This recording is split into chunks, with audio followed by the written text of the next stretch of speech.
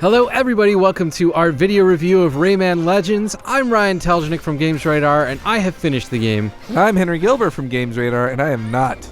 So, Rayman Legends, what is that exactly? So this is the new 2D platformer from Ubisoft Montpellier, I believe is how they pronounce it in France land.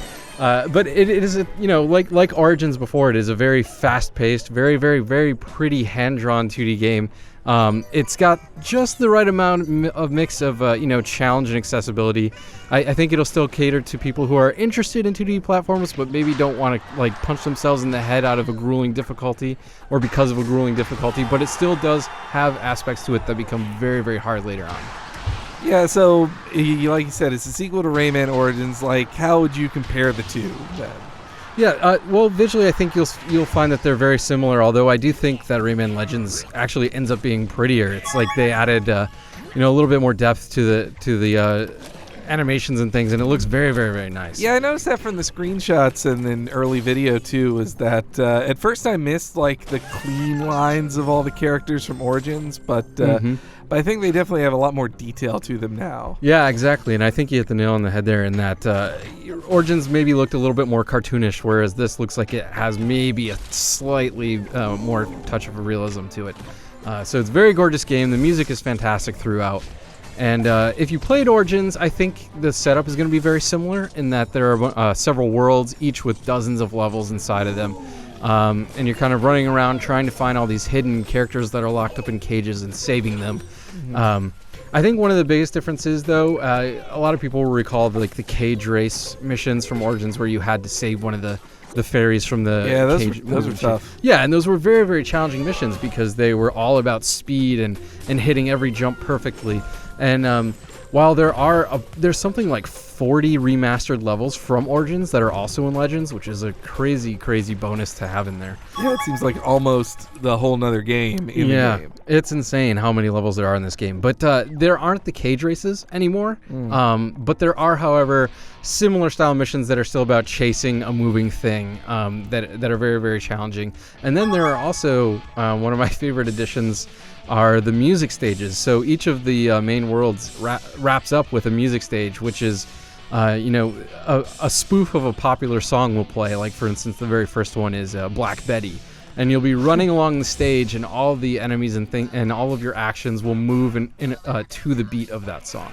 Yeah, I played a demo of that. It was such a neat update of an auto-scrolling stage, which is one of the bedrock of platformers. But to do it to a soundtrack and they even put those the coins, for lack of a better word. They show you the arc to jump to get the best ones and to do it in time to the music. Yeah, where the collectibles become kind of like your guide as to when you should jump and where you should move, and those are very neat stages. As are there are also things called invasion missions, which as you play and complete worlds, enemies from another world can invade one that you're in, and these create these you have 60 seconds to reach the end of the objective, and if you don't do it, then you fail the mission. And what's even more challenging about these is every single platform and enemy is perfectly placed, and if you even slightly miss a jump, you're gonna die. So it's these are where you'll find the hardcore challenge, and it is certainly there. Well, speaking of platforms and moving them, so what's the deal with Murphy, that character? Oh yeah, Murphy the Fairy, who was introduced in Rayman 2. So he's made his return in Rayman Legends. And essentially the way it works is, it depends on the platform you're playing on, really. If you're playing on anything except for the Wii U and PlayStation Vita, Murphy is an AI-controlled character. You'll have to use him to manipulate certain things in the environment, like he can cut ropes to drop platforms for you to finally reach, or he can move levers to give you access to certain parts of the levels. He blocks unending streams of fireballs that would kill you if they weren't there. Yeah. And the way you would use him is, again, in every version except for the Wii U and PlayStation Vita, he automatically hovers over certain things that he can manipulate, and you just push a button and he does it.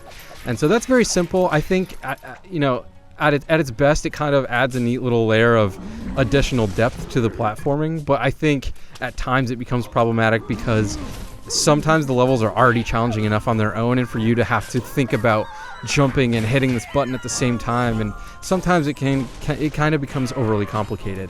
But I think the bummer is, if you're playing Wii U or the PlayStation Vita version, when you get to sections where Murphy would show up, and he's in probably half of the game's levels, when you get to sections where he is, it rips control from you, and you have to manually swipe the screen on the Vita and Wii U gamepad to control Murphy, while an AI-controlled Rayman or Glowbox, as is usually the case, runs through the rest of the level. So you're just kind of not doing any of the platforming anymore. You're really just moving boxes and stuff, and that's not nearly as fun. That's really disappointing that it takes it out of the control out of the player's hands. I would think, like, on the Wii U, at least in like a two-player mode, when the person with the touchscreen could maybe help out the person playing as Rayman or Glowbox. Yeah, and the way it works in the two-player mode is that one of you is forced to play as Murphy. There is no option to have just the one quick button manipulation that is available on all the other platforms, which is very disappointing. Yeah, it is. I could see how at least that Murphy mode would be appealing to like someone who's a very unskilled player. If they just wanted to, like Little Brothers or something, for example, if they just wanted to join in, Murphy could give them that option. But it's especially strange that like this was a Wii U game first. It was only supposed to be a Wii U game, and now it's on all these platforms, and it sounds like the Wii U one isn't even the best version. No, I would definitely say if you're thinking about picking it up, go PC, PS3, or 360.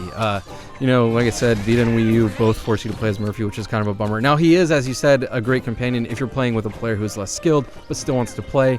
You can do all kinds of cool things in addition to moving platforms. You can also distract enemies by tickling them, or if you swipe across a group of collectibles, you can make them worth more as Rayman collects them. So there are things that you can do with him, and he is certainly fun to play with, but not when you're forced to, because that definitely hampers the fun. Well, just as a bigger idea of like multiplayer in the game, like how does that work? I know I got really annoyed in New Super Mario Brothers, the games. I really liked those when it had like one player, maybe two, but when it got four, it got really chaotic. Was that a problem? It is exactly the problem in Legends that it was still in Origins. I mean, 2 players is totally doable and very, very fun if you have another person that wants to play through the game with you, because there's just enough cooperative play going on to make it worth your while, and it's not too chaotic to really hamper the fun. But if you're trying to play with 4 people, like, it's just impossible to follow. Because it moves so quickly, and there are so many things on screen to pay attention to, and you just can't. What ends up happening is oftentimes 2 or 3 of the players end up just dead the whole time, floating around in the background while you're moving. So I would definitely say 2 players is the way to go if you can do it. You probably won't have much success with more than that. All right, well, and so, like, in the end, how'd you feel about it? Oh, I definitely think, especially if you liked Origins at all, you will absolutely love Legends. And we ended up scoring it a 4.5 out of 5, so it's definitely a great game. And if you want to read the full review, go ahead and check it out on GamesRadar.com.